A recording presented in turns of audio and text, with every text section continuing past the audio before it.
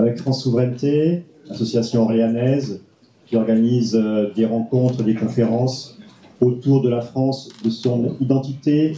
Alors, j'aime pas toujours le mot identité, je dirais plutôt de son âme, parce que la France a une âme. Et cette âme va puiser dans son histoire, hein, qui remonte aux fonds baptismaux de Reims. Donc, c'est plutôt de son âme dont je parlerai. Donc, merci à chacun. La conférence va se dérouler en 2 temps, un peu comme d'habitude. Un exposé donc, de M. Abad Gallardo, et puis vos questions, pendant un temps qui sera forcément limité. Je sais que le sujet suscite beaucoup de questions, et c'est normal, et on est là pour essayer d'éclairer, mais ça sera forcément limité. Pour prolonger, vous aurez bien sûr la possibilité d'acheter les livres. Il y en a 3, même 4 ici présents.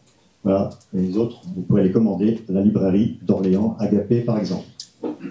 Donc, merci en tout cas, Monsieur Gallardo, d'avoir répondu encore à cette invitation.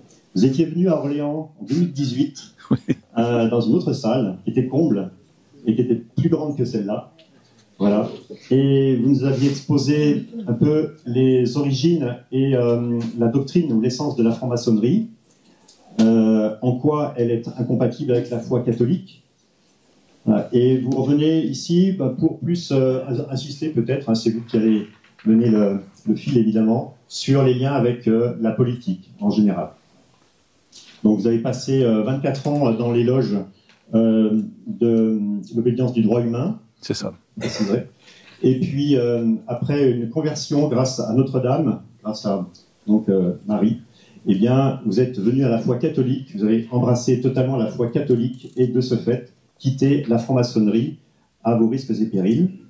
Donc, merci pour vos témoignages. Et puis, voilà, nous sommes très impatients de vous écouter.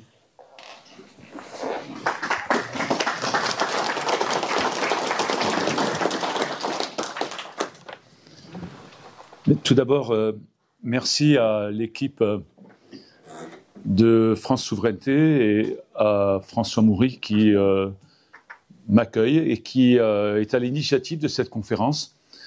Il vous a parlé de mon expérience avec Marie.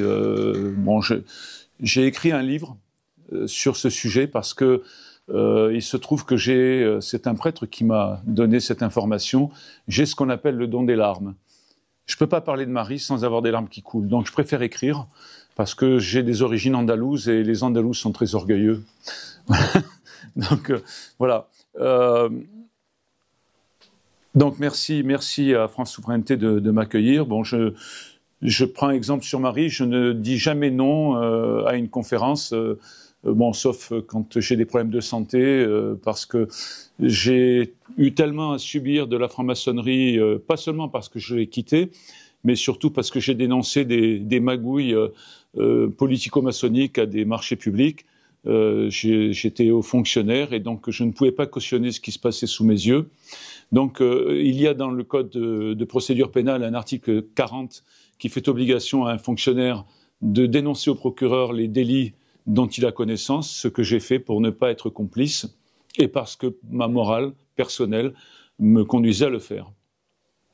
Eh bien donc, mon lien avec Marie est très puissant. Donc après avoir remercié les organisateurs, sans qu'il y ait bien sûr de lien de hiérarchie entre les organisateurs et Marie, je voudrais que nous disions tous merci à Marie, sans laquelle je ne serais pas là. Donc si vous voulez bien, on va dire un Ave Maria juste avant la conférence. Au nom du Père, du Fils et du Saint-Esprit. Je vous salue Marie, pleine de grâce. Le Seigneur est avec vous. Vous êtes bénie entre toutes les femmes, et Jésus, le fruit de vos entrailles, est béni. Sainte Marie, Mère de Dieu, priez pour nous, pauvres pécheurs, maintenant et à l'heure de notre mort. Amen. Marie conçue sans péché, priez pour nous.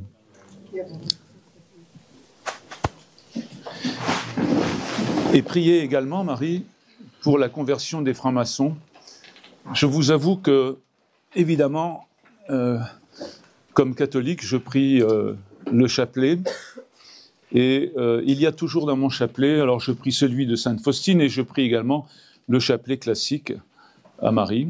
Il y a toujours une place pour les francs-maçons et pour ceux qui ne le sont plus, en particulier pour la conversion des francs-maçons.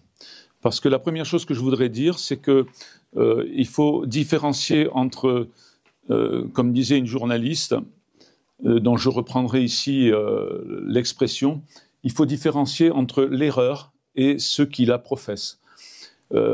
Autant il faut combattre l'erreur, parfois même avec virulence et avec vérité surtout, autant il faut accueillir les francs-maçons qui se posent des questions, mettre en garde ceux qui seraient tentés d'entrer en franc-maçonnerie, et ensuite chacun est libre. C'est-à-dire que moi je ne force personne à rentrer au sein de l'Église, j'en serais d'ailleurs incapable, parce que tout simplement seul le Christ peut toucher le cœur de l'être humain, et puis que si Dieu nous a créés libres, c'est parce qu'il nous laisse le choix entre le bon chemin qui conduit au salut et à la sainteté, et le mauvais chemin qui conduit à l'erreur. Mais heureusement, j'allais dire Dieu merci, comme saint Paul nous l'a enseigné, eh bien, là où le péché abonde, la grâce surabonde.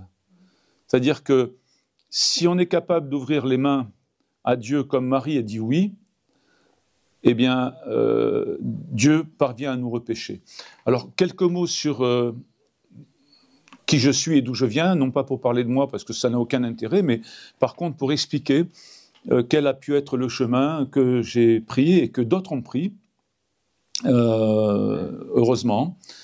Voilà, donc je suis d'une famille d'origine espagnole, française mais d'origine espagnole, et mes parents étaient catholiques, mais non pratiquants.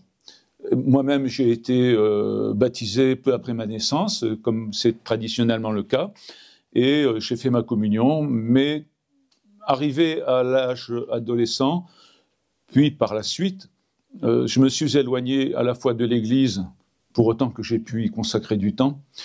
J'ai préféré m'amuser qu'aller voir les prêtres et aller à la messe. Et mes parents eux-mêmes n'étaient pas du tout assidus à la messe. Ce qui explique pourquoi, un jour, je suis rentré en franc-maçonnerie, parce que je crois que tout être humain se pose des questions existentielles. Et parmi ces questions existentielles, il y a celle de la mort, il y a celle de notre origine et celle de l'existence de notre conscience, en quelque sorte. Pourquoi sommes-nous conscients? D'être justement conscients. Et j'ai cru trouver en franc-maçonnerie des réponses, alors qu'en fait, il y a deux chemins. Hein. Je parlais tout à l'heure d'erreur et de chemin vers le salut. Ben, le chemin vers le salut, finalement, c'est très simple. Il suffit de louer Dieu. Voilà. Alors après, bien entendu, ce n'est pas par nos œuvres que Dieu nous repêche, en quelque sorte, ou que Dieu nous conduit au salut, c'est par le don de sa grâce. Bien au contraire, la franc-maçonnerie cherche à comprendre le secret de Dieu pour tenter de l'égaler. On reviendra sur ce thème. Donc, je rentre en franc-maçonnerie, et puis, un jour, il se trouve que je vais à Lourdes. Pour faire court, j'avais entendu la prière du chapelet, et j'ai pris ça en plein cœur. Je ne savais même pas que ça existait. Donc, je vais à Lourdes et je prie le chapelet. Et là, il est arrivé un événement assez exceptionnel que je raconte dans le livre « La conversion d'un franc-maçon ». Et je me suis rendu compte, de manière assez intuitive, parce qu'on ne me le disait pas en loge, qu'il était impossible d'être franc-maçon et catholique. Et je l'explique, ça n'est pas simplement un fantasme. Et par la suite, je me suis rendu compte que l'Église avait compris cette incompatibilité depuis 3 siècles. Donc j'ai commencé à rationaliser le peu que j'avais compris de cette incompatibilité, et ça s'est confirmé. Donc comme je suis quelqu'un, je pense, d'assez honnête, je ne peux pas jouer sur 2 tableaux à la fois, surtout quand ils sont complètement antinomiques, et j'ai quitté la franc-maçonnerie. Du coup, il m'a paru déterminant, j'allais dire important, mais même déterminant, d'informer sur ce qu'est la franc-maçonnerie et sur mon expérience personnelle. Je précise que tout ce que je vais vous dire ce soir et tout ce que j'ai écrit dans mes livres est le fruit de mon témoignage, de mon expérience, mais comme s'il y a un risque de subjectivité, eh bien tout ce que je dis, tout ce que j'écris est confirmé, je le confirme par des textes maçonniques et par des extraits de rituels maçonniques. Donc il y a des chances que ce que je vais vous dire soit vrai. En tout cas, il y a des chances que je ne me trompe pas dans mon analyse. D'ailleurs, de nombreux francs-maçons qui quittent la franc-maçonnerie me contactent par Facebook ou même par Internet ou à travers mon éditeur et ne remettent pas en cause tout ce que je dis. À part, parfois, soit s'ils n'ont pas compris ce qu'est la franc-maçonnerie, soit s'ils sont de mauvaise foi. Je prendrai juste un exemple. Il y en a un qui m'a contacté il y a quelques années et qui me dit « Mais moi, je suis catholique et je suis franc-maçon et ça me va très bien parce que je vais en loge et c'est très bien et en même temps, je vais à la messe et ça me convient. » Et là, je lui ai donné quelques arguments auxquels il n'a pas répondu.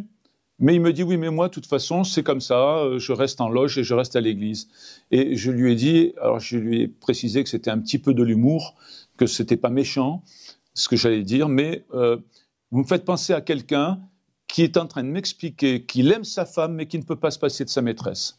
Voilà. Donc, à un moment donné, il faut faire un choix. Ou alors, on n'est pas sincère avec l'une des deux personnes, ou on a un problème psychologique. Moi, je considère que être franc-maçon et catholique, compte tenu des incompatibilités de doctrine, c'est pas un caprice de l'Église, mais ce sont les doctrines qui sont complètement incompatibles. On ne peut pas croire. Vous savez, Aristote a défini un principe de non-contrariété, mais on ne peut pas croire une chose vraie et en même temps son contraire. Eh bien, je pense que si on croit aux deux, on est atteint de schizophrénie spirituelle, en quelque sorte. Donc, parmi les livres que j'ai écrits, je commence à en écrire, mon éditeur me freine un peu parce que j'ai beaucoup de choses à dire, et puis surtout la franc-maçonnerie est quelque chose de très complexe. C'est une pelote de laine avec énormément de fils, et il faut savoir quel est le bon fil à tirer parce que sinon tout s'embrouille, et les gens qui n'ont pas mis les pieds dans une loge, et parfois même ceux qui l'ont fait, ont du mal à suivre ou à comprendre quelle est la véritable nature de la franc-maçonnerie. Alors, une précision juste d'ordre sémantique, je parle de la franc-maçonnerie et parfois il y a des francs-maçons dans l'Assemblée. Après la conférence, ils viennent me voir, oui, mais il n'y a pas la franc-maçonnerie, il y a plusieurs. Alors ça, les dignitaires le disent souvent, même à la télévision, il y a des francs-maçonneries. Non, c'est faux. En fait, je le démontre d'ailleurs dans mon prochain livre qui va sortir normalement, il sera publié le 7 mai prochain. En fait, il y a différentes obédiences et différents rituels. Donc, on parlera tout à l'heure des obédiences. Les rituels, en fait, se diversifient, mais portent le même fond. Pour que vous compreniez mieux, c'est un petit peu comme si on parle du catholicisme, eh bien, vous avez des franciscains, vous avez des jésuites, vous avez des augustiniens, vous avez des spiritualités mariales également, mais ça reste le catholicisme. En fait, c'est une différence de forme entre les rituels, mais le fond est le même. Pour faire court, la franc-maçonnerie est un gnosticisme. Donc, on va en reparler tout à l'heure. Donc, j'ai écrit mon premier livre, J'ai frappé à la porte du temple, qui est un livre qui est assez, je dirais, anodin, où je ne suis pas très corrosif, et ça m'a valu des injures, des menaces, etc. Bon, c'est pas grave. Moi, je croyais que la franc-maçonnerie était tolérante, elle ne l'est pas. Alors, encore une fois, je fais la différence entre les francs-maçons et la franc-maçonnerie. Il y a des francs-maçonneries, des francs-maçons qui sont des gens très sincères, très tolérants, très compréhensifs, et puis il y en a d'autres qui le sont moins. Donc mon second livre, mon second livre, c'est « Je servais Lucifer sans le savoir », dans lequel je démontre que la franc-maçonnerie possède un caractère luciférien. J'ai écrit également « Secret maçonnique », qui est une explication sur la plupart des aspects du secret, qui vont du copinage, de l'entraide, etc., des accointances politiques, jusqu'à la volonté de destruction de l'Église, qui est un secret maçonnique que personne ne dit. mais que je prouve avec un extrait du rituel du 30e degré du rite écossais ancien et accepté. Fin de vie, parce qu'à l'époque, ça c'était une commande de mon éditeur. Alors bon, certains sont publiés chez Teki, les premiers, et après j'ai changé d'éditeur, c'est Artege. Donc fin de vie est chez Teki, c'est une commande de l'éditeur, à l'époque où, il y a quelques années, il y a eu une première tentative, enfin du moins une tentative récente, pas une première, une tentative récente de légaliser l'euthanasie. Et on voit qu'aujourd'hui, ça devient d'actualité. La France est à feu et à sang, mais il paraît que c'est un sentiment. Hein, il paraît qu'on n'est pas dans un coupe-gorge, c'est juste parce qu'on a peur. Et la seule chose qui préoccupe nos élus, c'est de tuer les vieux et de tuer les malades. Je donne une précision, j'explique dans ce livre que j'ai passé 7 ans dans une aumônerie catholique en tant que laïc en mission ecclésiale, et j'étais justement affecté. Alors vous savez, l'Esprit Saint est malin quand même, hein, il a beaucoup d'humour. Et c'est pas moi qui ai demandé, mais on m'a affecté à la fin de vie, et mourir dans des souffrances insurmontables. Il y a toujours des médicaments, et maintenant, grâce à la loi Leonetti, nous avons la sédation en phase terminale, on y reviendra. Et par ailleurs, moi-même, à la suite de toutes les persécutions dont j'ai fait l'objet, eh bien, j'ai déclaré un cancer incurable. Donc le médecin est rentré dans ma chambre, me confirmait le diagnostic et m'a dit, voilà, vous avez 6 mois de vie devant vous. C'était il y a 5 ans. Bon, donc cancer incurable, j'aurais pu demander l'euthanasie et on m'aurait piqué et je ne serais pas là. Voilà. Donc je donne de nombreux exemples d'ailleurs de personnes qui étaient condamnées. Et le problème, c'est d'une part que l'argument qui est utilisé, c'est la souffrance, mais je peux vous dire qu'il n'en a pas, parce qu'elle est de nature. Soit c'est une souffrance physique parce qu'il y a des symptômes, on a les médicaments pour ça, je peux en témoigner. Ou bien ça peut être une souffrance spirituelle, mais je peux vous dire que j'ai vécu des histoires d'amitié ou même d'amour fraternel avec des personnes à qui il restait 3 mois de vie, et je les regrette encore, ces personnes-là. Très sincèrement, il s'est passé des choses très belles entre, je me souviens même d'un maître chien, un ancien maître chien. Il se trouve que moi je fais des concours avec des chiens et que dans une autre vie j'ai été maître chien, et donc on a communiqué à partir de cela. Et je peux vous garantir que le gars me dit un jour, je ne sais pas si je serai là à Noël. On était en septembre-octobre, et on parlait tellement de chiens que finalement, je voyais que dans ses yeux, il était encore avec son chien, et il sauvait des gens qui étaient perdus dans la nature. Voilà. Mais cette souffrance spirituelle, on peut la dépasser en donnant de l'amitié, de l'amour et de la confiance aux gens qui sont en train de terminer leur vie. Il n'y a pas de vie indigne. Voilà, ça c'est important de le savoir. Moi, je m'insurge contre cette nouvelle tendance qui considère, et c'est très hitlérien, hein, de considérer qu'il y a des vies qui valent d'être vécues et d'autres non, y compris dans le ventre d'une mère. Ah, mais votre enfant va être atteint de trisomie, on va le tuer. Mais je vais vous donner un exemple. À un moment donné, j'ai habité à Antibes et je sors la petite chienne de mon épouse, et arrive un couple de personnes âgées avec une gamine, manifestement trisomique. Et elle vient, les bras en avant, vers la chienne. Et j'ai eu peur qu'elle fasse mal à la chienne, ou que la chienne la morde par peur. Donc j'ai pris la petite chienne dans les bras, et les grands-parents m'ont dit, non mais elle veut caresser le chien, elle est gentille. Bon, donc je laisse la gamine caresser le chien, et après elle me tend les bras, et ils me disent, elle veut vous remercier. Je peux vous dire qu'elle m'a fait pleurer. Et même aujourd'hui, j'ai le souvenir de la tendresse de cette gamine, et ça a changé complètement mon point de vue. Un autre exemple que j'ai vécu à Lourdes également, avec une jeune trisomique qui a été abandonnée à la naissance. Voilà, il n'y a pas de vie indigne, ça n'existe pas. L'indignité, c'est dans notre regard uniquement. Et ceux qui parlent de l'euthanasie, à mon avis, manquent d'humanité. Donc, voilà, je vous ai parlé de la conversion d'un franc-maçon. Je marque conversion parce qu'on est toujours en conversion, mais en fait, c'est mon retour à l'Église. Et le dernier, franc-maçonnerie et politique, où j'explique comment la franc-maçonnerie intervient secrètement dans le domaine politique. Alors, je suis très heureux également, une chose que je voulais vous dire et je ne voudrais pas l'oublier, je suis très heureux également qu'on m'ait invité et d'avoir pu venir La dernière fois, j'avais des problèmes de santé, parce que récemment, on m'a invité à Genève, et je n'ai pas pu donner ma conférence parce que, à la dernière minute, la conférence s'était annulée. En fait, au dernier moment, j'avais mes billets de train, tout était prévu, les gens avaient prévu un hôtel pour moi, et la franc-maçonnerie, avec beaucoup de délicatesse, au dernier moment, écrit au propriétaire de la salle en menaçant celui-ci, si je donnais ma conférence, de certains problèmes.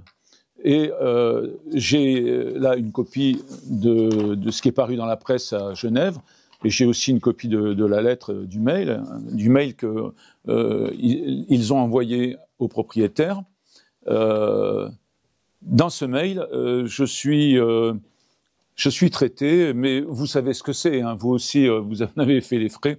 Je suis traité comme idéologue d'extrême droite et intégriste catholique, voilà. Alors, c'est pas gênant, hein. Moi, quand je vois des choses comme ça, j'ai envie de demander, parce que c'est des gens, soit des francs-maçons, soit des gens d'extrême gauche, ou en même temps un mélange des deux, j'ai envie de demander ce qu'ils pensent de la décision de Madame Rima Hassan d'avoir voté contre la libération de Boualem Sansal. Je me demande qui est d'extrême droite finalement et qui est intégriste, entre moi qui dénonce certaines magouilles et puis quelqu'un qui dit non mais lui c'est pas grave, il peut rester, il est innocent mais ça fait rien, il peut rester en prison. Voilà. Bien. Après chacun fait ses choix, hein. Quelques citations où on rentre directement dans le vif du sujet avant d'aborder la nature de la franc-maçonnerie. Ces citations que je vais vous donner sont des citations qui viennent de grands maîtres. C'est un petit peu comme si le pape parlait. Voilà. Donc c'est une autorité spirituelle et morale, hein. Ce que nous nous attachons à transformer, c'est la société. Vous voyez, c'est pas moi qui le dis, ils le disent eux-mêmes. Ce sont les frères de la Grande Loge de France qui ont été à l'origine des transformations législatives, et le tout dernier qui vient d'être proposé au peuple français est le problème de l'euthanasie. C'est pas récent, hein. Ça c'est avril 2000. Donc vous voyez que ça fait longtemps que ça mijote. Pour être plus précis, dans le livre sur la fin de vie, j'explique que la première tentative est due à un franc-maçon également homme politique qui s'appelait Henri Caillavet, et elle date de 1978. Alors Henri Caillavet, vous allez vous faire une idée de qui était cet homme. Je vais retrouver mes notes. Voilà.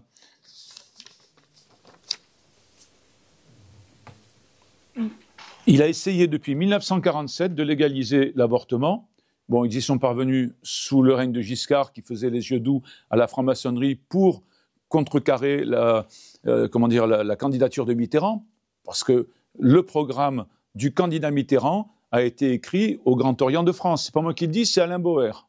Donc Alain Bauer, grand maître du Grand Orient, j'ai des chances de croire que ce qu'il dit est vrai.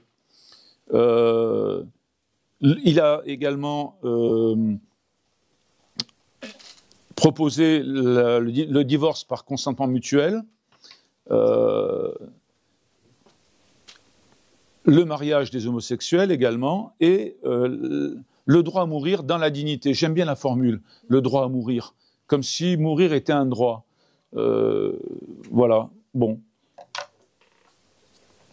Et vous voyez bien que ces gens-là travaillent sur la durée. Je vais aller assez vite sur certaines diapositives, vous m'en excuserez parce que je ne voudrais pas non plus soit que vous vous endormiez malgré l'intérêt du sujet, soit que, excédé, vous me lanciez vos chaises à la figure. Donc, je suis suffisamment atteint par la maladie comme ça, quoi, hein. C'est ça que je veux dire. Voilà ce que dit également un grand maître. L'influence de la franc-maçonnerie est peut-être plus importante encore que sous la Troisième République, c'est pas rien. Elle se place à un autre niveau. Il n'y a pas aujourd'hui d'association, de groupement, de syndicats dans lesquels les francs-maçons ne se trouvent et aux postes de responsabilité les plus éminents. Dans les soucis que j'ai pu avoir avec mes anciens employeurs, j'ai voulu me tourner vers un syndicat parce que j'ai fait l'objet de harcèlement moral. Donc voilà, je vous parlais tout à l'heure de citations et de preuves. Voilà l'extrait d'une cour d'appel de Montpellier qui ne traitait pas mon affaire directement, mais qui intervenait dans une autre affaire connexe, où il a été fait référence à mon emploi et à certaines magouilles politico-maçonniques. Alors, je cite, c'est cour d'appel de Montpellier, chambre correctionnelle. Il ressort des éléments du dossier rappelés ci-dessus que c'est à la faveur de la nomination en mars 2010 d'un nouveau directeur général de l'office HLM, M. Serge Abad-Galardo, que les pratiques illégales de cet office en matière de marché public ont pu être dénoncées et mises à jour, attitude courageuse mais qui dérangeait les avantages acquis depuis de longues années tant du côté des élus que des fonctionnaires et des entreprises. Que ce dernier a été contraint de démissionner en 2012 dans un contexte politique et professionnel de règlement de comptes très éloigné des impératifs du service public. Alors, juste un exemple sur la capacité de la franc-maçonnerie. Il ne faut pas en voir partout, bien sûr, hein, mais en l'occurrence, j'ai porté plainte pour harcèlement moral. Alors, vous savez que la justice est longue. Mais vous savez, vous connaissez la théorie du harcèlement moral, probablement. En fait, le harcèlement moral, c'est une personne qui subit des pressions de la part généralement de sa hiérarchie pour quitter son poste, pour partir, pour démissionner. Moi, c'était très simple. Comme j'étais directeur général, eh bien, la hiérarchie, c'était vite fait. Il y avait 2-3 élus. Hein. Donc, on fait vite le tour, d'autant plus que j'ai balancé 120 pièces jointes avec des mails signés par tel et tel. Et puis la juge d'instruction m'a demandé si, parce que j'ai porté plainte contre X, parce que je ne voulais pas, en cas d'échec, avoir des problèmes d'être attaqué pour diffamation ou procédure injurieuse. Donc j'ai porté plainte contre X, mais la juge m'a demandé, la juge d'instruction, à qui je pensais. Donc je lui ai dit, voilà, hors procédure, monsieur un tel et monsieur un tel. Donc c'est clair. Eh bien, 9 ans d'instruction. 9 ans. Narbonne, c'est un peu plus petit qu'Orléans. Hein. Je ne sais pas combien il y a de personnes ici, peut-être 80 000, non? Voilà. Nous, on a 55-60 000. Donc, c'est pas Paris, quoi. Hein. Donc, pour faire une enquête, c'est... Et alors, le TGI est juste en face de l'endroit où j'étais employé. Donc, c'est pas compliqué pour convoquer les gens. 9 ans d'instruction. Et alors, au bout de 9 ans d'instruction, j'ai reçu une ordonnance de non-lieu. Il y a bien eu harcèlement moral. Il y a des psychologues qui ont été nommés, qui ont conclu à la réalité du harcèlement. Et il y a bien eu harcèlement. Mais nous sommes incapables de savoir qui sont les auteurs. Vous vous rendez compte ? C'est fabuleux, ça. Hein. Alors, mon avocat m'a dit, bon, écoutez, on va saisir la chambre d'instruction en appel à Montpellier. Alors, bon, je sais bien qu'à Montpellier, ils auraient été plus neutres. Hein. D'autant que, alors, je ne dirais pas sa fonction, mais un personnage très important du TGI de Narbonne, on va dire, est proche des milieux maçonniques. Je ne peux pas dire plus parce que j'ai pas la preuve, bien entendu, qu'elles soient intervenues, mais quand même, il n'y a pas de fumée sans feu. Et voilà, ils n'ont pas trouvé. Donc, peut-être j'aurais dû faire comme dans ce conte de Grimm et mettre des petits cailloux jusqu'au bureau des personnes, ils auraient peut-être trouvé plus facilement. Voilà. Donc, vous voyez bien qu'ils sont partout et à des postes importants. En tout cas, ils ont une puissance qui n'est pas négligeable. Alors, c'est le général de Gaulle qui disait la franc-maçonnerie est pas assez importante pour qu'on s'en préoccupe, mais elle l'est trop pour qu'on la néglige. Donc, en fonction de leurs intérêts, ils agissent ou ils n'agissent pas. Un grand maître du Grand Orient nous dit, bon, je résume, hein, nos frères parlementaires sont chargés de transporter jusqu'au Parlement les données élaborées au sein de nos ateliers. En fait, dans mon livre, et je donne de nombreux exemples, toutes les lois dites sociétales dans notre pays sont élaborées, d'abord pensées, réfléchies en loge, et ensuite elles sont votées au Parlement, on verra comment. En fait, elles sont votées parce qu'il existe un organisme secret qui s'appelle la Fraternelle parlementaire. Et on verra son rôle tout à l'heure. Et un président de Fraternelle nous dit « Si j'arrive à jouer mon rôle, les parlementaires de droite et de gauche voteront ensemble sur des sujets de société. » Alors, On me pose parfois la question, est-ce que la franc-maçonnerie est à gauche, à droite? Bon, alors il y a des obédiences majoritairement à gauche, mais il y a des obédiences à droite. À gauche, on va trouver par exemple le Grand Orient, le droit humain auquel j'ai appartenu, et à droite, on va trouver la Grande Loge nationale française, la Grande Loge de France. Mais quand je dis à droite, en fait, je vais apporter une nuance. C'est une droite au mieux chiracienne, peut-être giscardienne, voilà. Donc, est-ce que c'est encore une droite? Ce sont des gens qui parlent à droite, mais qui agissent au centre-gauche, voilà. En tout cas, quelle que soit la couleur politique des obédiences, ce sont des progressistes, des mondialistes et des libertaires, voilà. Pour ce qui est de l'incompatibilité, bon, je prends quelques exemples parce qu'en fait, j'allais faire de l'humour et dire oh, on pourrait en écrire un livre, j'en ai écrit plusieurs, mais il faut faire court dans une conférence parce que c'est un résumé de résumé de résumé. Eh bien, voilà ce que disait la franc-maçonnerie dans une revue qui s'appelle l'Acacia. La franc-maçonnerie est la contre-église, le contre-catholicisme, l'église de l'hérésie. Et un bulletin également maçonnique, le catholicisme, nous autres francs-maçons, devons poursuivre sa destruction définitive. Alors, des francs-maçons vont me dire, oui, mais ça dépend des obédiences et ça dépend de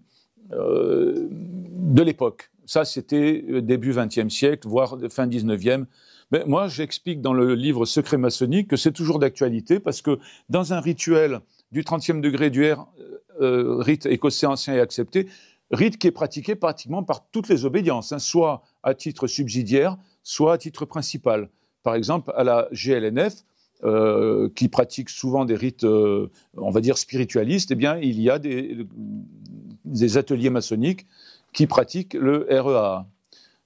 Donc, c'est ce que je disais tout à l'heure, on est dans une similitude de fond avec des différences purement formelles. Eh bien, dans ce rituel du 30e degré, qu'est-ce qu'on voit? On voit le candidat qui a un poignard à la main. Alors, le poignard, c'est l'outil, en quelque sorte, du franc-maçon du 30e degré. Donc, c'est un assassin, en quelque sorte.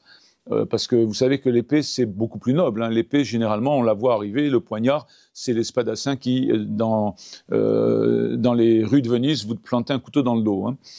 Et au 30e degré, il y a 3 crânes avec 3 couronnes. Premier crâne, couronne de laurier. Donc là, on n'y touche pas parce que c'est le symbole de Jacques de Molay, le patron des Templiers à l'époque, le grand maître des Templiers. Ensuite, il y a une couronne papale, avec une tiare papale et une couronne royale, un crâne avec une couronne royale. Et le titulaire, le candidat au 30e degré doit donner un coup de poignard, enfin faire semblant de donner un coup de poignard sur l'une et sur l'autre, et s'écrier en même temps « Vengeance, Seigneur ». Mais en fait, le Seigneur, c'est Lucifer, hein, c'est pas le nôtre. Hein. Alors ça, je le démontre. Hein, là, j'ai pas le temps, mais je le démontre. Voilà une preuve du combat, parce que ce rituel est toujours en vigueur. Hein, une preuve de la volonté de combat de la franc-maçonnerie contre l'Église à l'heure actuelle. D'autant que j'ai un commentaire que je cite dans le livre où on nous explique que la couronne papale c'est le symbole de l'Église. On ne nous dit pas c'est juste Philippe le Bel, parce que ça c'est dans le rituel, Philippe le Bel. Mais on nous dit non, c'est le symbole de l'Église. Et c'est le symbole de la monarchie pour la couronne royale. Donc vous voyez bien que le symbole, c'est pas anodin. Hein. Le symbolisme, c'est quelque chose qui compte. C'est juste le signe abstrait de quelque chose de réel. Une des cofondatrices du droit humain, vous comprendrez pourquoi j'ai fui cette obédience quand j'ai découvert tout ça. Marie, la Vierge, désormais l'idéal de la femme dans le christianisme est l'incarnation de la nullité, de l'effacement. Elle est la négation de tout ce qui constitue l'individualité supérieure, la volonté, la liberté, le caractère. Tout faux, la pauvre Maria de Reims, tout faux. Paix à son âme, j'espère qu'elle s'est repentie au moment de la mort, parce que, au mieux, elle est au purgatoire, mais pour longtemps, hein, parce que je crois que si le bon Dieu est, conciliant avec elle, c'est par l'ignorance qu'elle avait de qui était Marie. Parce que, la liberté, Imaginez que demain, il y a un ange qui arrive et qui vous dise, voilà, tu vas voir le Fils de Dieu, tu connais pas d'homme, mais tu vas avoir un fils et ce sera le Fils de Dieu. Bon, déjà, il faut dire oui. Hein. Donc, liberté de choix. Le caractère, un prophète lui dit, pardonnez-moi l'expression, tu vas morfler parce que lui, il va déguster, hein, et toi, ça sera ton fils, et puis il va mourir, etc. Donc, déjà, il faut avoir un caractère assez trempé pour dire, ben oui, j'accepte ça par amour de Dieu. Et puis la volonté, pour dire oui à chaque fois, je crois qu'il faut faire preuve de volonté pour ne pas s'échapper. Donc, pauvre Maria de Rème, qui ne comprenait rien à tout ça, et en plus, qui se permettait de juger quelqu'un de 1000 fois supérieur à elle. Alors, on a parlé de la tendance politique des obédiences, mais vous savez, la politique est toujours adossée à une conception philosophique de la société. Vous avez deux types d'obédience. Alors, bien sûr, je décline, c'est à grands traits, hein, mais globalement, on peut rattacher toutes les obédiences à l'une ou l'autre de ces catégories. Vous avez les obédiences déistes. Alors, les obédiences déistes exigent de leurs membres la croyance en Dieu. C'est-à-dire que si vous dites « je ne crois pas en Dieu », vous ne rentrez pas. Alors, c'est une condition nécessaire, mais pas suffisante, parce qu'après, c'est quand même un peu compliqué de rentrer en franc-maçonnerie. Sauf que j'ai ici une déclaration d'un grand maître de la GLNF, qui est l'obédience déiste par excellence. Entre les éléments de notre règle, la croyance non dogmatique en Dieu, grand architecte de l'univers. Alors, rapidement, je l'analyse plus longuement dans mon bouquin. La croyance, bon, déjà, quand on est catholique, on n'a pas une croyance, on a la foi. Et la croyance est une opinion. Je crois que ça, c'est possible. Je crois qu'il y a quelque chose plutôt que rien. Leibniz, hein, et Parménide dans l'Antiquité grecque. La foi, c'est pas pareil. La foi, c'est un don de Dieu. Et puis, je peux vous dire que ça vous habite complètement. C'est-à-dire qu'il y a des gens qui sont morts. Je ne connais pas de gens qui sont morts pour leur croyance, mais des gens pour leur foi qui sont morts, il y en a, les martyrs. Et on vous dit la croyance non dogmatique. Mais si vous êtes croyant catholique, et dans d'autres religions, j'imagine que c'est pareil, mais je ne suis pas un spécialiste. Mais en tout cas, si vous êtes catholique, vous avez forcément une adhésion au dogme de la Trinité, au dogme de l'incarnation, de la résurrection, etc. Donc, je ne peux pas croire en Dieu en mettant de côté ces dogmes si je suis catholique. Et alors après, reste la nature de Dieu. Je démontre dans le livre, et sur la base de citations également, que le Dieu de la franc-maçonnerie, le grand architecte de l'univers, ça n'est pas le Dieu trine. Juste rapidement, d'abord, le grand architecte de l'univers, il est impersonnel. C'est un Dieu qu'on peut appeler protéiforme. C'est une force cosmique. Nous, c'est un Dieu personnel. Il est venu s'incarner et il a accepté la crucifixion pour notre rédemption. On a l'image de Dieu dans le visage du Christ. Donc, vous voyez déjà, tout ça fait qu'on ne peut pas être catholique et franc-maçon, même dans une obédience déiste. Je précise que parmi les obédiences déistes, et ce sera le thème de mon prochain livre, qui paraîtra en mai, aux éditions Artege, il y a des gens, en tout cas une obédience en particulier, qui se dit chrétienne, le grand prieuré des Gaules. Et alors c'est amusant parce qu'en fait, je décortique toute leur doctrine, et ce sont des gnostiques. Alors qu'est-ce que c'est que le gnosticisme ? Le gnosticisme, j'ai un peu abordé au début de la conférence, c'est la conviction que le salut va arriver par nos propres œuvres et non pas par le don de Dieu, mais qu'en même temps, ce salut est réservé à une élite. C'est-à-dire, si vous ne faites pas partie de l'élite, pas de salut. Et en plus, par vos propres moyens, voilà, par l'initiation. Donc, c'est complètement contraire à la parole de Dieu. Ensuite, vous avez les obédiences laïques. Moi, je les appelle laïques parce que je veux quand même rester chrétien, mais c'est plutôt une tendance laïcarde, c'est-à-dire de l'intégrisme laïque. Elle laisse prétendument les membres libres de croire ou de ne pas croire en Dieu ou au Dieu de leur choix, etc. Donc déjà, on voit que c'est un Dieu qui est construit et c'est pas un Dieu révélé. Et puis, j'ai le témoignage d'une dame qui est croyante et qui est rentrée en franc-maçonnerie parce qu'on lui a dit « Mais chez nous, alors le Grand Orient accepte les femmes maintenant depuis une dizaine d'années ou une quinzaine d'années. Donc elle est rentrée au Grand Orient. Et on lui a dit « Mais tu peux venir chez nous parce qu'on accepte les croyants, les non-croyants, les athées, les juifs, les musulmans, les chrétiens, tout. » Bon, déjà, première question que je me pose, comment je peux aller vers la vérité dans ces conditions ? Moi, je dis qu'en dehors de l'Église, c'est difficile d'aller vers le salut. Hein, mais comme je suis intégriste, je vais être mesuré. En tout cas, c'est difficile de réfléchir en termes de spiritualité dans le cadre d'autres religions ou d'absence de religion. Hein. Ou alors on va dans une fac de philosophie, et là on fait de la philosophie, c'est bien. Mais cette dame m'explique que quand elle a voulu parler de Dieu en loge, eh bien c'était un gros mot, voilà. Donc c'est ça, les obédiences. C'est une laïcité négative. Et d'ailleurs, je cite un franc-maçon, un dignitaire de la franc-maçonnerie qui explique que c'est une laïcité d'exclusion de toutes les religions, en particulier de la religion catholique. Bon, 2 mots. La légende maçonnique vous explique souvent par la voix des dignitaires ou dans certains livres de vulgarisation sur la franc-maçonnerie ou dans des émissions. Oui, la franc-maçonnerie remonte à l'Antiquité. Alors, il y en a même qui disent que Jésus-Christ était le premier franc-maçon. Je le cite dans mon prochain livre, c'est à mourir de rire. Bon, je ne donne pas le raisonnement parce que sinon, je ne vais pas avoir le temps de parler de politique. Mais c'est vraiment à se tordre de rire. On vous explique aussi qu'elle a pour origine les Templiers, elle a pour origine plein de choses. En fait, non, elle est née en 1717. Alors, je l'explique dans mon prochain livre. La franc-maçonnerie est née d'un groupement de personnages qui appartenaient plus ou moins à des sociétés secrètes, notamment les Rose-Croix, à des sociétés d'alchimistes. Vous avez, par exemple, Elias Ashmole, vous avez Théophile des Aguliers, Newton qu'on ne connaît pas comme alchimiste, mais c'était essentiellement un alchimiste, plus qu'un physicien. Bon, globalement, il y a un peu moins de 160 000, disons, on pourra arrondir, parce que le chiffre date de quelques années, 160 000 francs-maçons en France. C'est des chiffres donnés par la franc-maçonnerie. Hein. Bon, moi j'ai l'impression qu'ils sont un peu plus nombreux, mais bon, ça ne va pas être très loin.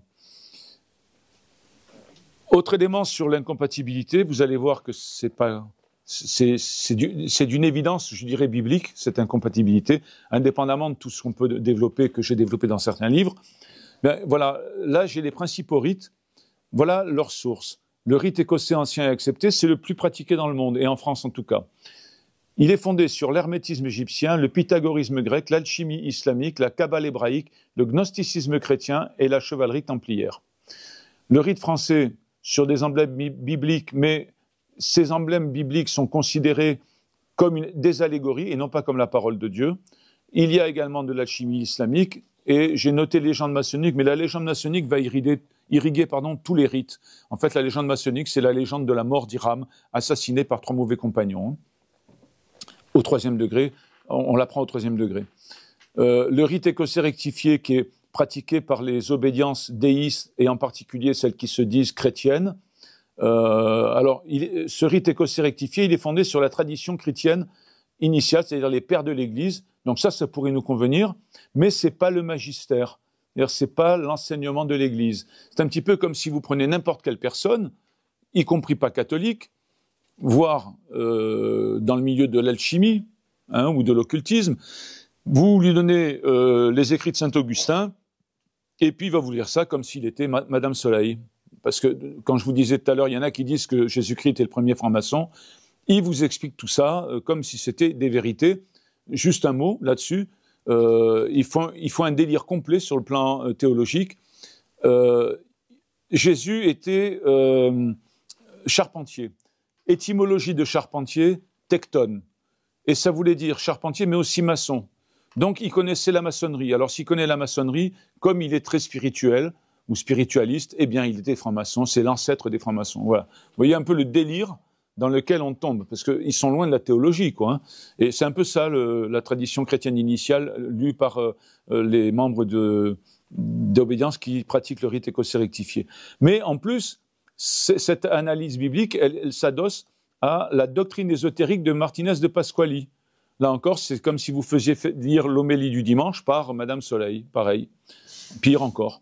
Le rite émulation, c'est une tradition abrahamique, donc le Nouveau Testament n'existe pas là-dedans.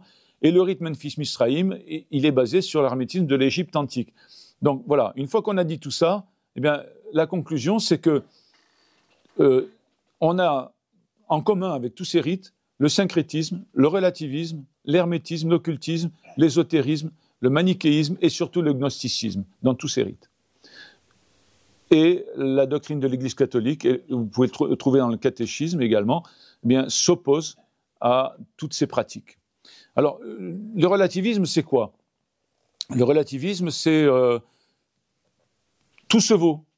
En fait, il n'y a pas de hiérarchie, il n'y a pas de bien, il n'y a pas de mal, tout est équivalent. Et pour vous donner un exemple un peu plus trivial, moins théologique, eh bien, nous avions une ministre de la Culture, avant Madame Dati, qui s'appelait, je crois, Rima Abdul-Malak, et qui déclare un jour, avec le plus grand sérieux, toutes les musiques se valent. Donc ça, c'est le relativisme. Bon, moi, je suis désolé, je suis un peu musicien, un peu mélomane aussi, mais je vois pas d'équivalence entre le Requiem de Mozart et les morceaux de rap qu'on entend. Je vois pas non plus d'équivalence entre des gens qui chantent du rap, enfin qui chantent, je suis gentil parce que je suis chrétien, mais parfois ils éructent du rap, et par exemple Haïdé Garifulina, qui est une soprano, ou même Patricia Janetkova, qui maintenant est décédée, mais qui aurait pu, si ça n'avait pas été le cas, je pense, une des plus grandes chanteuses mondiales. Mais je ne vois pas de similitude entre ces gens-là. Voilà. Donc non, toutes les musiques ne se valent pas. Et le relativisme est une erreur, je dirais, d'interprétation. Alors, la franc-maçonnerie, c'est une religion. Bon, je n'ai pas le temps de m'appesantir là-dessus. Mais on vous dit, une des premières choses qu'on vous apprend quand vous entrez en franc-maçonnerie, la franc-maçonnerie est adogmatique. Pourquoi? Alors, sous-entendu, l'Église est dogmatique, elle est obscurantiste, moyenâgeuse, enfermée dans des superstitions. Ça, on le trouve dans le grade de maître, au rite écossais ancien et accepté, mais même dans d'autres. C'est une superstition, un obscurantisme. Et nous n'avons pas de dogme. En fait, c'est faux. En fait, ils ont le dogme de l'adogmatisme, c'est-à-dire qu'ils vous disent, pour aller à la vérité, il faut s'éloigner des dogmes. Donc ça repose sur rien. C'est-à-dire que c'est vrai en science, peut-être, encore qu'on part toujours d'un acquis qu'on peut appeler un dogme, et ensuite on va le dépasser. Deuxièmement, ces gens-là n'ont aucune notion de ce qu'est un dogme. C'est pas un caprice d'un pape. C'est quelque chose qui vient expliquer des éléments de notre foi sur la base d'abord de l'intervention de l'Esprit Saint et en même temps de discussions théologiques entre des grands théologiens, justement. Et puis alors il y en a un de dogme, je vous parlais d'un Dieu protéiforme, on vous dit en franc-maçonnerie, voilà, Dieu n'existe pas en tant que personne, c'est une puissance. Ça, si c'est pas un dogme auquel on doit adhérer, et puis il y en a encore un autre, la similitude de nature entre le microcosme, c'est-à-dire l'homme, et le macrocosme, c'est-à-dire l'univers, ça c'est un dogme, parce que c'est démenti par la théorie de la relativité opposée à la mécanique quantique.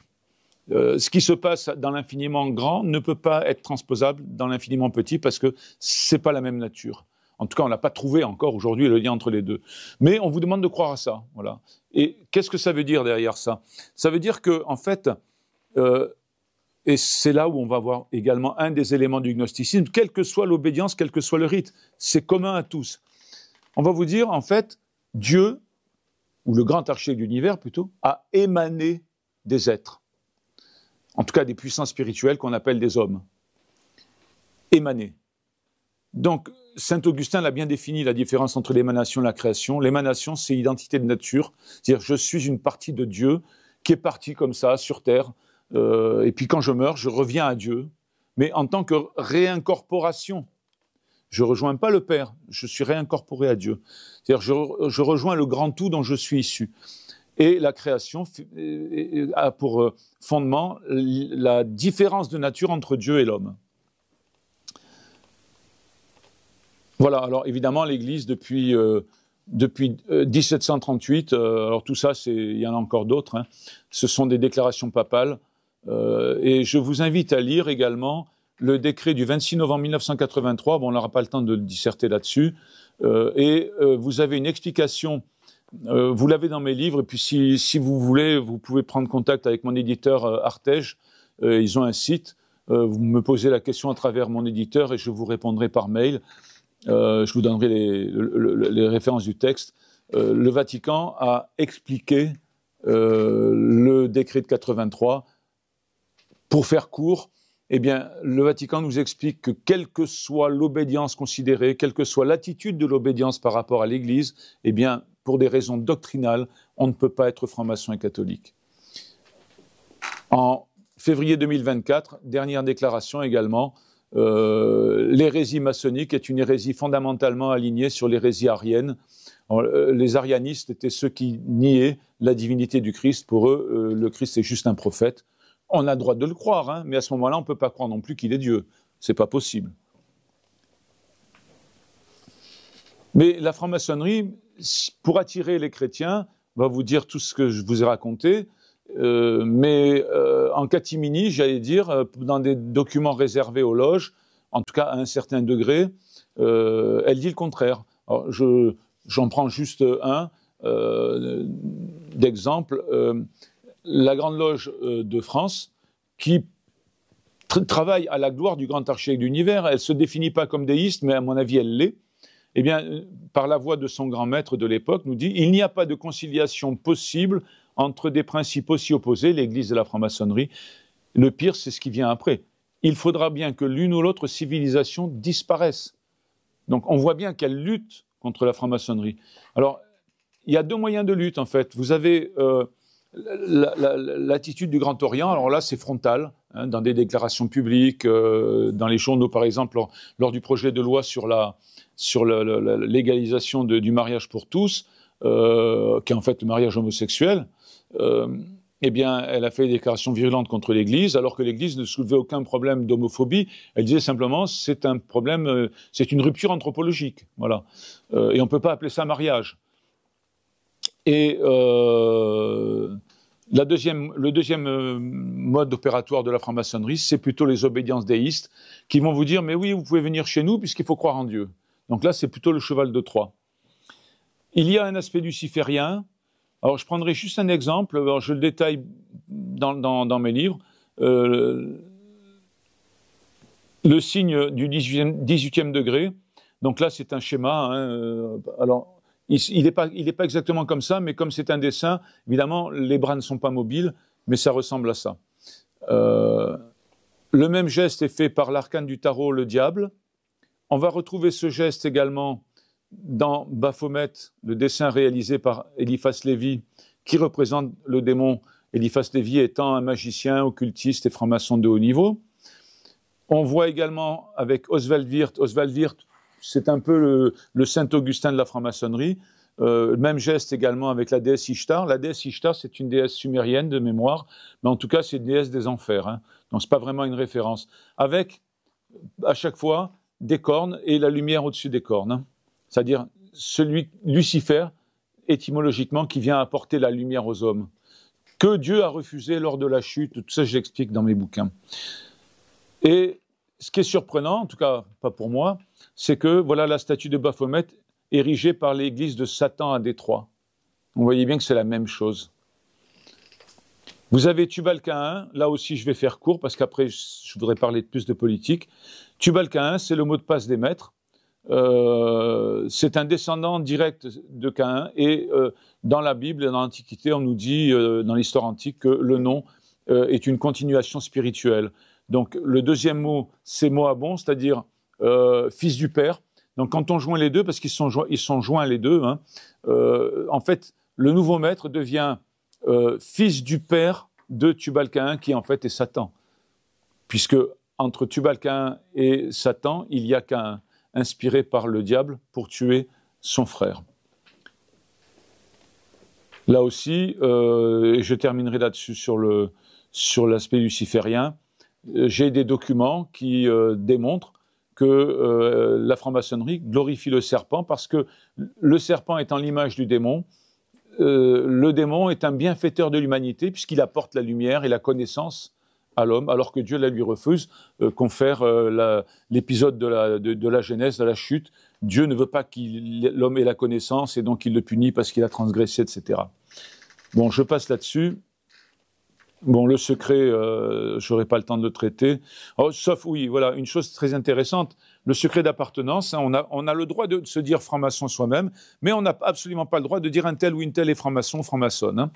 Eh bien, M. Benalla, qui s'est très bien conduit apparemment, hein, une fois, puisqu'il a frappé des manifestants et qu'il était proche du président Macron, est membre de la GLNF. Alors maintenant, je crois qu'il a été radié, hein, parce qu'évidemment, il y a eu un scandale. Donc ils ont dit, on a des brebis galeuses, donc on s'en débarrasse. Allez, exit M. Benalla. Je crois qu'il s'est reconverti depuis. Et puis vous avez Anders Behring Breivik qui a tué, je crois, 80 personnes à coups de fusil. Et alors, personne n'a dit qu'il était franc-maçon, sauf dans Le Monde, un petit entrefilé, je suis tombé par hasard dessus. Et on nous dit dans l'entrefilé du Monde, journal catholique comme tout le monde sait, hein, il était membre de la Grande Loge depuis peu. Il a fait un passage, je crois, un passage dans la Grande Loge. Là, il porte des habits de maître. Hein. Pour être maître, il faut 3-4 ans. Donc, c'est pas un passage. Et en plus, il a créé une loge templière. Les Templiers, on travaille ça dans les hauts grades. Donc, il n'est pas si débutant que ça en maçonnerie. Enfin, voilà, c'est pas quelqu'un de recommandable. Alors, la franc-maçonnerie en politique. Les arranges, ils vont vous dire, oui, c'est grâce à nous. Mais quand on dit, ouais, mais Robespierre, la terreur, ouais, mais enfin non, pas vraiment. Donc, évidemment, ça, le secret, ça sert à ça aussi. Hein. Comme on n'est pas dedans et qu'on ne comprend pas, quand c'est positif, on va vous dire que la franc-maçonnerie a aidé. Puis quand c'est négatif, mais Robespierre, c'est pas forcément un vrai maçon. Hein, voilà, ça c'est souvent l'argument. Donc là, je vous donne une citation de 2 personnes qui ont écrit. Alors, ce sont 2 francs-maçons qui ont écrit un livre. Et ce sont des gens qui sont des francs-maçons sérieux, je dirais. Hein. La révolution démocratique des années 1771-1774, qui donne naissance au Grand Orient autour des principes de la représentativité élective et de la rotation des mandats, achève une évolution qui, sur le plan théorique, pervertit les relations entretenues entre le roi et ses sujets. En fait, qu'est-ce qui se passe? Jusque-là, le roi a tous les pouvoirs, pour faire court. Hein. Et en franc-maçonnerie, on commence à séparer le législatif et l'exécutif. Les gens sont élus pour avoir un mandat, et donc il n'est plus de droit divin, le pouvoir. Voilà comment ça arrive. Hein. Ensuite, on vient nous dire la création du Grand Orient, 1773, marque le retour au levier de commande de la maçonnerie française de la noblesse libérale et de la bourgeoisie éclairée. Donc évidemment, ils sont éclairés, libéraux, donc ce sont des gens bien. Vous savez, c'est la terminologie qui sied à des gens de progrès. Quoi. Les autres, ils sont superstitieux, obscurantistes, moyenâgeux, rétrogrades. Aujourd'hui, on dirait pas conservateur, je trouve plus le terme, réactionnaire. Voilà. Hein. C'est ce qui, quand vous n'êtes pas d'accord avec eux, vous êtes réactionnaire parce que vous êtes conservateur. Complotiste. Pardon? Complotiste. Et alors complotiste, ça c'est sûr. Hein. Ça va avec, hein, ça va avec. Le réactionnaire est toujours complotiste parce que, en fait, il dit que le Covid, ça a servi à museler les gens, mais eux vont vous dire que non. Hein, voilà. On avait des médicaments. Apparemment, le professeur Raoult, il n'a pas l'air d'être un imbécile. Moi, je ne me permettrai pas de le juger, mais il a fait la preuve, en tout cas, qu'il pouvait soigner des gens. Mais on a dit que c'était du bidon, que les études étaient faussées, etc. Bon, évidemment, les vaccins, ça rapporte plus. Donc, la noblesse et la bourgeoisie vont jouer naturellement un rôle de premier plan dans les événements de 89. Le fonctionnement des loges basées sur la discussion et l'élection ont largement contribué à la diffusion des idées nouvelles. Voilà.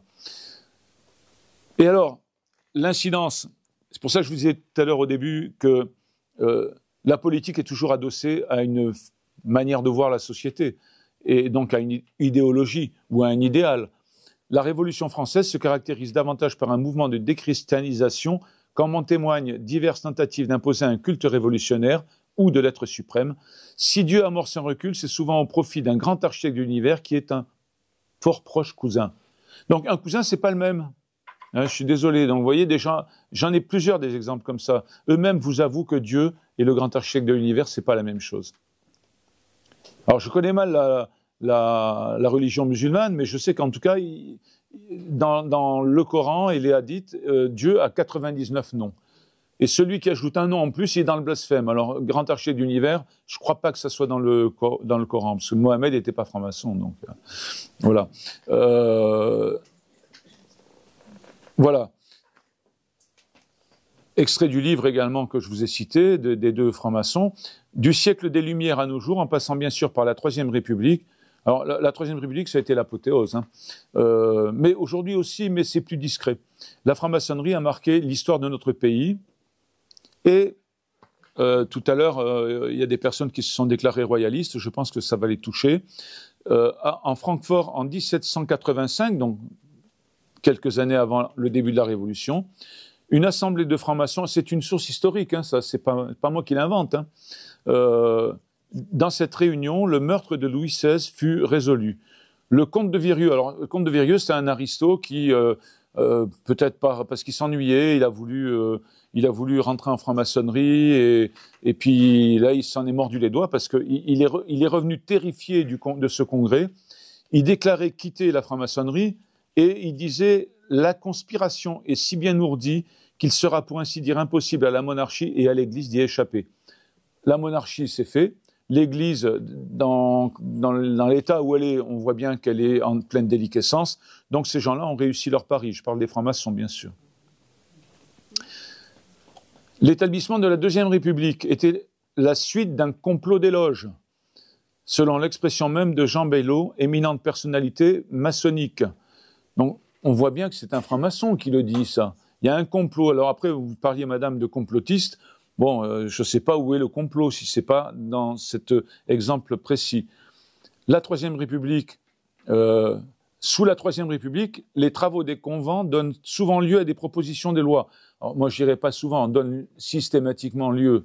Le convent, c'est quoi? Le convent, c'est une assemblée générale au sein d'une obédience où vont se retrouver tous les vénérables maîtres d'une obédience et vont décider de ce qui est bien pour le peuple. En fait, le peuple, c'est vous, vous n'avez rien à dire.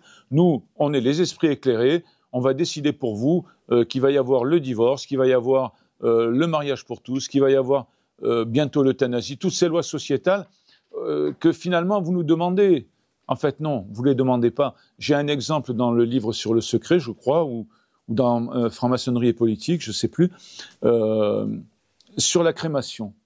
Alors, pendant longtemps, l'Église a refusé la crémation, mais elle a fini par accepter à condition qu'il y ait une bénédiction du corps avant. Hein. Bon, le prétexte à l'époque, c'est exactement comme l'euthanasie. L'euthanasie, c'est quoi? Oh, il souffre horriblement, il va mourir, il est foutu, puis il mérite pas de vivre. Voilà. Et puis en plus, il le demande. Voilà, parce qu'on lui bourre tellement le crâne, le pauvre vieux ou le pauvre handicapé, on lui bourre tellement le crâne qu'il n'est pas utile sur terre, quoi. Et puis en plus, sa famille le demande parce que sa famille souffre. Évidemment, elle souffre. C'est jamais agréable de voir quelqu'un qui va mourir. Donc, l'euthanasie, on vous prend l'exemple, le pire. L'avortement.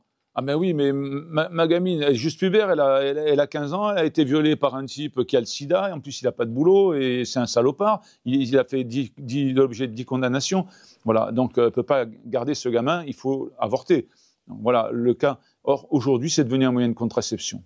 La crémation, c'est hygiénique. Hein, on va pas. Alors, j'ai l'exemple, hein, je le cite. Plutôt que de se décomposer dans une masse informe et proliférante de verre, eh ben, il vaut mieux, c'est plus propre. Puis on contamine personne, on nous brûle. Voilà. Mais en fait, c'est pas vrai. L'exemple de la crémation, ça correspond au 18e degré. Vous voyez, on rejoint la politique et la philosophie, hein, ou du moins l'idéologie.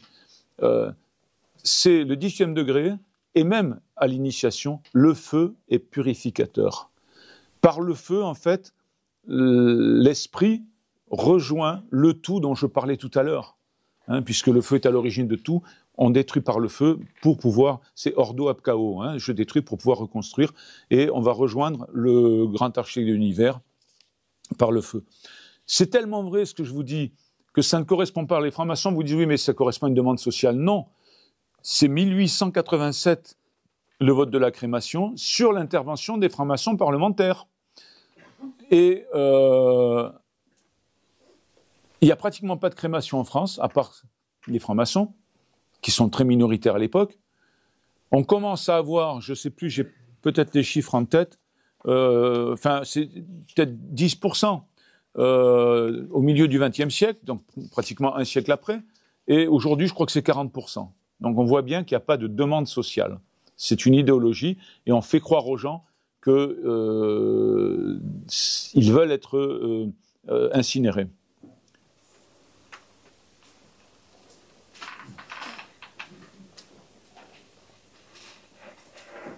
Voilà, alors, comme la franc-maçonnerie est composée de gens qui sont très humanistes et qui sont antiracistes, hein, parce que, en fait, si on est intégriste, on est réactionnaire, on est forcément raciste.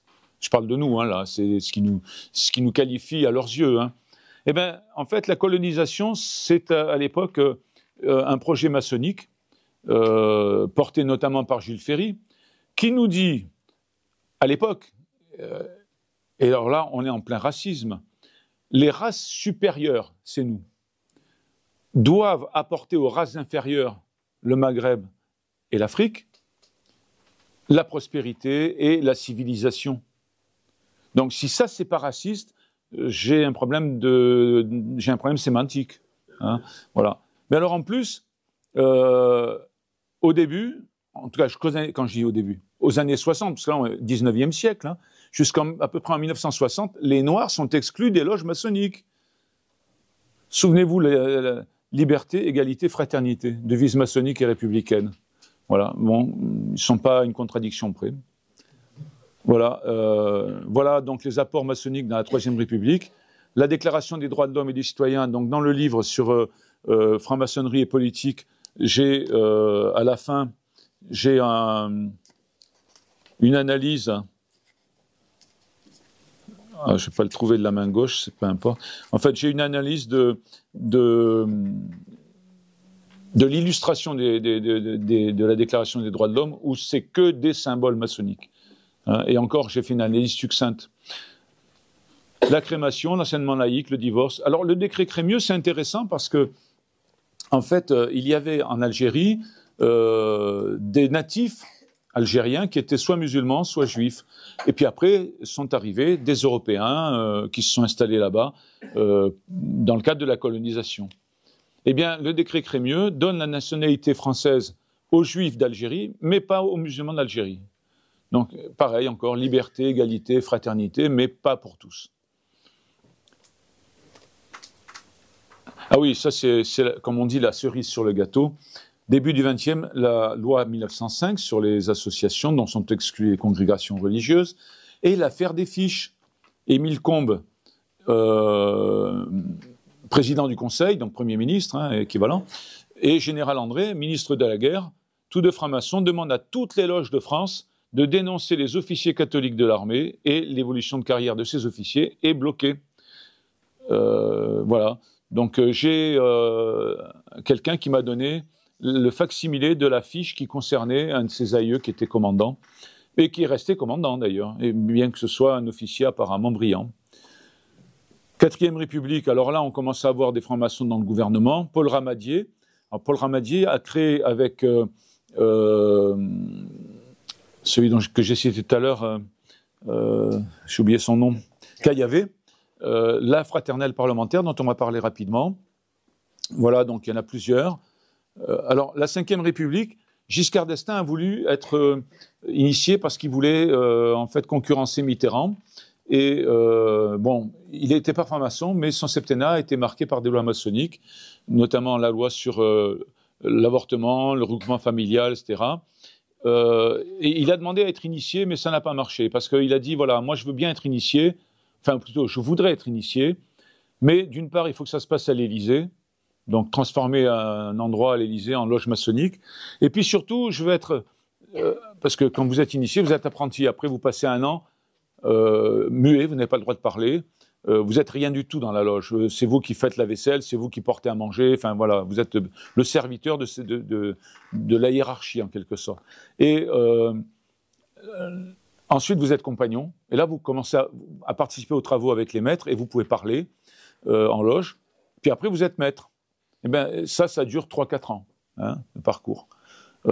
Généralement 3 ans, mais bon, si vous n'êtes pas trop assidu, si on estime que vous n'êtes pas digne, vous mettez plutôt 4 ans. Eh bien, lui, il a dit, non, mais moi, le soir même, je vais être apprenti compagnon maître. Bon, il n'a pas dit je veux être vénérable maître, il n'a pas osé, mais comme c'était quelqu'un certainement, encore une fois, paix à son âme, de très humble, ça n'a pas été accepté, quoi. Et donc il n'est pas rentré en franc-maçonnerie. Et puis, bon, par contre, il y a beaucoup de francs-maçons autour de Chirac, surtout Mitterrand, François Hollande, Emmanuel Macron. Selon certains, Chirac serait peut-être franc-maçon, enfin aurait été franc-maçon. En tout cas, son père ou son grand-père était un dignitaire de la franc-maçonnerie. Mitterrand n'a pas été franc-maçon, mais il était largement entouré, puisque tous les gens du Grand Orient, dignitaires, etc., étaient autour de lui. François Hollande, selon un grand maître du Grand Orient d'Italie, serait franc-maçon, et Emmanuel Macron également. Emmanuel Macron, on va en parler tout à l'heure. Voilà. Alors, comment la franc-maçonnerie intervient en politique? Ben, il y a plusieurs manières, hein. D'abord, individuellement, hein, c'est-à-dire que ces gens-là font partie d'une mouvance, et en fait, c'est simple, hein. Si vous rentrez pas dans le moule, vous partez, hein. On vous met pas dehors, mais vous partez, voilà. Parce que vous en avez marre de ne pas grimper dans les hiérarchies, vous en avez marre de ne pas accéder à des secrets auxquels les autres vont accéder, et en plus, ils n'ont pas le droit de vous en parler, donc vous partez. Et ce qui fait, ceux qui restent, ben, sont dans le moule de la franc-maçonnerie, et ils vont voter à peu près comme la franc-maçonnerie le souhaite. En tout cas, elle ne leur demande pas de voter comme ceci ou comme cela, mais ils sont influencés, en quelque sorte, psychologiquement. Ensuite, il y a... bon, après, qu'ils aillent individuellement, ça ne me gêne pas. Par contre, ce qui me gêne plus, c'est que chaque année, il y a un rapport sur une question dite sociale, mais en fait, c'est une question politique ou sociétale. Et la synthèse nationale de ce que pensent toutes les loges d'une obédience donnée est transmise au chef de l'État, au chef du gouvernement et à tous les ministres qui la demandent. Donc, vous vous rendez compte un peu ? La loi de 1905 dit interdiction aux religions d'intervenir dans le milieu politique. La franc-maçonnerie, je démontre que c'est une religion, mais ça gêne personne, hein, qu'elle intervienne dans le milieu politique. Elle intervient également depuis la décentralisation. Alors là, c'est devenu merveilleux pour eux parce qu'ils sont partout, dans les mairies, dans les communautés de communes, dans les communautés, dans les agglomérations, partout. Et je peux témoigner que avant les conseils municipaux ou intercommunaux, ben, les téléphones chauffent, hein. Donc entre eux, ils se parlent, ils se voient dans les couloirs et ça vote comme un seul homme. Alors, la fraternelle parlementaire, c'est le plus gros scandale. Voilà ce que dit un ancien président de la fraternelle des parlementaires. Elle n'est pas en lien avec la franc-maçonnerie, c'est la franc-maçonnerie. C'est-à-dire qu'on admet que la franc-maçonnerie intervienne secrètement au sein du Parlement parce que les membres de la franc-maçonnerie qui sont députés appartiennent à la fraternelle parlementaire. Encore plus inquiétant. Et ce sont ces gens-là qui nous disent d'extrême droite. On va revenir sur la définition. Voilà ce que dit le cofondateur, Henri Caillavet, de la fraternelle, qui existe depuis 1947. Vous imaginez? Vous comprenez pourquoi la France est dans l'état où elle se trouve, hein, il va falloir construire un cheval de Troie. En 1947, j'ai fondé avec le président du Conseil, c'est-à-dire l'équivalent du Premier ministre, Paul Ramadier, la fraternelle parlementaire. Et le pire, c'est ce qui vient. L'idée était de pouvoir transformer en loi un certain nombre de nos idées. Vous vous rendez compte, si un cardinal disait ça, le scandale que ça ferait. Mais là, c'est pas grave. Ce sont les bienfaiteurs de l'humanité. C'est ce qu'on entend dire au second degré, hein, enfin au second degré, au grade de compagnon. Donc eux, c'est le camp du bien. Mais en fait, ces gens-là travaillent, comme je vous le disais, vous voyez, je n'invente rien, travaillent les projets de loi en loge et ensuite ils vont les faire voter dans le secret par les parlementaires. Alors, ils sont 35% de francs-maçons qui appartiennent à la fraternelle. Là aussi, les chiffres sont donnés par un président de fraternelle. Un grand maître, que je ne citerai pas parce que, par charité, a dit à la télé, il y a peut-être 2-3 ans, que finalement, non, il n'y a plus trop d'influence maçonnique au Parlement, ils sont peut-être 10%. Or, le président de la fraternelle parlementaire de l'époque me dit qu'ils sont 35%. Donc, en fait, Il y a à peu près 900 parlementaires entre le Sénat et les députés, ils sont donc 315. Donc si d'un côté vous mettez l'influence maçonnique sous le secret entre eux, si vous ajoutez les connivences politiques, oui, si tu votes pour nous, peut-être que l'amendement que tu veux adopter, on le votera pour toi. Et puis après, il y a des choses beaucoup plus triviales. Moi, j'ai entendu un maire un jour, qui était également vice-président d'une région, dire « Non, mais lui, un tel, alors je ne vous dis pas quelle est la couleur politique de la personne dont il parlait. Oui, bon, c'est pas grave. On lui donnera une voiture avec chauffeur et un bureau et il vote avec nous, quoi. » Voilà. Alors qu'il se combattait officiellement. Vous voyez ? Donc, si vous prenez le secret maçonnique, l'entraide, les magouilles et l'identité d'objectif de la franc-maçonnerie, hein, on comprend pourquoi on est dans l'état où on est, quoi. 11, hein, c'est à l'époque où j'écris le bouquin sur la fin de vie, et aujourd'hui c'est sûrement la même chose. Né d'une convergence entre élus communistes, socialistes, UMP, la proposition de loi adoptée par la Commission des affaires sociales pourrait bien être le produit d'une remobilisation de la fraternelle. Vous voyez, ce que je vous disais tout à l'heure, toutes les lois sociétales que nous avons en France viennent de la franc-maçonnerie. Un ancien président nous dit, souvent l'Élysée ou Matignon essaie de savoir ce que la fraternelle parlementaire va dire ou penser de tel sujet. On est contre l'influence qu'ils ont, hein. Il y a même un député qui dit, et qui était également président de la fraternelle, comme la majorité est devenue très juste, on pourrait imaginer une intervention directe de la franc-maçonnerie auprès des parlementaires. Voilà, ça ne les gêne pas. Les élections présidentielles 2017, quand la première élection de M. Macron, une fraternelle spécifique nommée Camille Desmoulins a été créée par plusieurs francs-maçons, devenus plus tard, comme par hasard, hein, des ministres. Castanet, Ferrand, Delevoye. En Ferrand, maintenant, il va être président du Conseil constitutionnel, donc il va bien renvoyer l'ascenseur à Emmanuel Macron, j'en doute pas, pour soutenir la candidature d'Emmanuel Macron. C'est-à-dire, ce sont des gens qui vont travailler dans le secret pour mobiliser tous les réseaux maçonniques pour faire élire Emmanuel Macron. D'ailleurs, ils le disent, le chef de l'État dispose désormais de relais dans chaque obédience. Alors, des ministres à l'époque, hein, avec Ayrault, Manuel Valls, Christiane Taubira, elle dit qu'elle ne l'est pas, mais moi j'ai vécu en Guyane, et à l'époque j'étais franc-maçon, beaucoup de frères et de sœurs m'ont dit qu'elle l'était. Par ailleurs, elle est venue à l'époque de la candidature de Ségolène Royal, elle est venue à Narbonne, elle a fait le tour des popotes de toutes les loges. Bon, moi, je n'y suis pas allé parce que ça me gênait beaucoup de mélanger les genres. Voilà, donc il y en a beaucoup, hein. Et avec Édouard Philippe, Gérard Collomb, Le Drian, Françoise Nyssen, Marianne Scappa, Jacques Bézard, Richard Ferrand, bien sûr, on le retrouve. Emmanuel Macron, franc-maçon. Ça, c'est le scoop. En fait, moi, je ne sais pas, je ne l'ai pas croisé en loge, hein. Je peux vous dire que ces gens-là ne fréquentent pas les mêmes loges que les autres, hein. Ils ont une loge à Paris notamment, et puis dans d'autres pays. J'ai oublié d'ailleurs, j'avais même l'adresse à une époque, où on ne trouve que des ministres, des présidents de conseils et autres, des hommes politiques de haut niveau.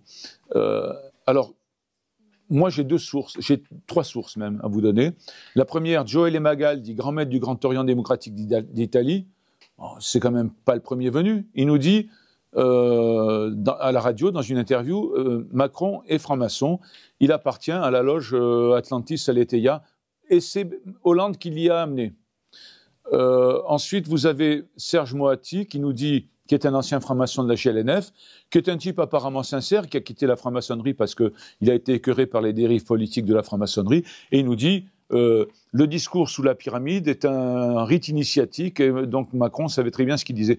Et moi, j'ai lu dans un discours du candidat Macron à l'époque, le journaliste lui dit, est-ce que vous pensez que toutes les personnes, je ne sais plus exactement quelle était la formulation, peuvent soutenir votre candidature? Et Macron répond, si les personnes ont leurs grades et qualités. Tout à l'heure, il y a un ancien franc-maçon qui est venu me saluer et qui m'a dit, vos grades et qualités, vénérable maître, bon, c'est une formule maçonnique. Vous ne pouvez pas parler en loge si vous ne dites pas ça. Donc il n'y a pas beaucoup de gens qui le savent. Il l'a fait plusieurs fois. Comment? Il l'a dit plusieurs fois. Oui, oui, c'est ça, c'est ça. C'est ça. Voilà.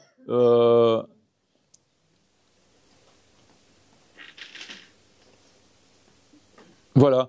En 2017 et en 2022, alors il paraît que la franc-maçonnerie ne fait pas de politique. Hein, bon, c'est dans les statuts, hein, c'est pas les déclarations des dignitaires, pour des raisons religieuses ou politiques. Je peux vous dire, moi ça j'en témoigne, qu'une dame est venue un jour, elle a été proposée par quelqu'un qui la connaissait, qui a estimé que c'était une personne digne de rentrer en franc-maçonnerie. Et vous savez, il y a des enquêtes quand vous postulez. Eh bien, elle a avoué lors d'une des enquêtes qu'elle avait fait partie des témoins de Jéhovah, barrée. Impossible de rentrer. Et pourtant, elle a expliqué qu'elle avait été là-dedans pendant 1 an ou 2 à la suite d'un problème de désespoir. Son père était mort, etc. Elle a trouvé du réconfort chez ces gens, voilà. Eh ben non. Ils ont tellement peur de se faire infiltrer. Et puis alors, politique, c'est pareil. Moi, j'ai vu un officier de carrière qui a avoué lors d'une enquête, c'était dans les années 90, je crois, il a avoué qu'il avait voté Jean-Marie Le Pen. Alors, il a été accepté parce qu'il y a eu vraiment un gros appui dans la loge de certaines personnes qu'il connaissait et qui ont dit « Non, mais il ne sait pas ce qu'il fait. » quoi. Voilà. Donc, il a été ajourné d'abord. Hein, et puis après, il y a eu des discussions. Puis, est-ce que vous maintenez votre candidature? Oui, d'accord. Il est rentré. Mais je peux vous dire qu'il n'a pas été très apprécié dans la loge. Hein. Voilà. Et puis... cette obédience, en 2017 et en 2022, qui ont appelé à voter contre Marine Le Pen. Donc moi, je ne fais pas la promotion de Marine Le Pen ou du Rassemblement national, ce n'est pas le problème. Le problème, c'est qu'ils disent on ne fait pas de politique, mais vous avez le Grand Orient, le droit humain, la Grande Loge féminine française, Memphis Misraïm, la Grande Loge mixte universelle, et puis d'autres, j'ai plus la définition précise. En fait, pratiquement toutes les obédiences, à 1 ou 2 exceptions près. Alors, ils n'ont pas appelé à voter pour Macron, mais il y avait Macron et Le Pen. Donc, celle qui reste, c'est forcément la bonne, quoi. Ou c'est le bon. Voilà. Voilà. Donc, alors, aux États-Unis, c'est assez amusant. Bon, Kennedy, il n'était pas franc-maçon. Voilà, au XXe siècle, tous les présidents des États-Unis, tous francs-maçons, sauf Kennedy et Donald Trump. Alors, comme par hasard, tous les autres, là, il ne s'est rien passé, sauf que Trump et Kennedy ont fait l'objet d'attentats. Reagan, ça a été une erreur de l'histoire, peut-être, mais bon, c'est étonnant. Alors, je ne dis pas que c'est la franc-maçonnerie qui est derrière la tentative d'attentat de Trump ou l'attentat contre Kennedy, mais en tout cas, c'est sûr que les autres, ils ne les ont pas touchés. Hein. Voilà, bon là, on va parler du secret, j'en ai déjà parlé. Bon, il y a un aspect magique également. Alors, je prendrai juste un exemple. Au 3e degré, quand vous devenez maître, vous jouez le rôle d'Hiram qui est tué par des compagnons. Alors, Hiram, il se prend un coup sur l'épaule, il tombe, il se relève. Un autre coup sur l'épaule, il tombe à genoux, il se relève, donc similitude avec le Christ. Et j'ai des documents où ils disent Hiram, c'est le Christ en fait, c'est l'image du Christ. Ce qui est complètement faux, parce que moi je réponds d'ailleurs dans mon prochain livre que Hiram, pourquoi est-ce qu'il meurt? Parce qu'il ne veut pas donner le secret des maîtres à ceux qui le lui demandent. Donc en fait, il est dans le gnosticisme, encore une fois. Il dit voilà, seuls ceux qui sont dignes peuvent avoir le bonheur. Les autres peuvent crever, c'est pas grave. L'autre, il dit ben, tu vas crever toi le premier, et il le tue. Et il le tue comment? Avec un grand coup de marteau sur le front, et juste au milieu, entre les 2 sourcils, qu'est-ce qu'il y a là? Il y a le chakra ajna, c'est-à-dire le 3e œil. Et donc, symboliquement, il ouvre l'œil du maître à la connaissance suprême. Voilà. Donc ça, c'est un aspect magique du rituel. Bon, la chaîne d'union en est un autre également. Voilà la chaîne d'union, vous voyez la position des bras, je ne sais pas si c'est assez explicite. Enfin, ils croisent les bras comme ça, d'une certaine manière. Et alors, voilà, les 3 dirigeants des pays vainqueurs de la Deuxième Guerre mondiale qui font le geste maçonnique. Voilà. Le dernier point, et je termine la conférence sur ce point, et ensuite je suis à votre disposition pour les questions et pour les dédicaces. L'initiation maçonnique est une négation de l'infusion de l'Esprit Saint lors du baptême. Pourquoi? Parce qu'en fait, dans le rituel d'initiation, et quel que soit le rite, là j'ai travaillé dernièrement sur le rite écossais rectifié, on va retrouver ça sur le rite écossais ancien et accepté. Pourquoi ce profane demande-t-il à entrer dans la franc-maçonnerie? C'est extrait du rituel, hein. Réponse d'un officier qui parle pour le profane, parce qu'il est libre et de bonnes mœurs, tant mieux pour lui, mais il ajoute qu'il est dans les ténèbres et qu'il cherche la lumière. C'est-à-dire, si vous êtes baptisé, vous êtes quand même dans les ténèbres. Or, la liturgie du baptême, je vous la donne, le prêtre demande, pour suivre Jésus-Christ, rejetez-vous Satan qui est l'auteur du mal. Donc, si la personne est adulte, elle répond, sinon c'est le parrain.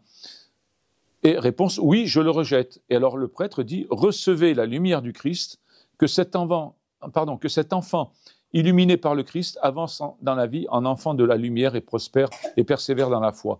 Il y a également dans la Bible, Jésus nous dit, celui qui me suit ne sera plus jamais dans les ténèbres. C'est ce qui est à l'origine du sacrement du baptême. Eh bien, la franc-maçonnerie va nier que vous êtes baptisé et que vous êtes dans la lumière du Christ, puisque vous avouez. Alors, vous voyez comme ils sont fins, puisque finalement, ils vous font accepter l'idée que vous êtes dans les ténèbres et rejeter l'infusion de l'Esprit Saint, sans vous le dire, et sans que vous vous en rendiez compte non plus.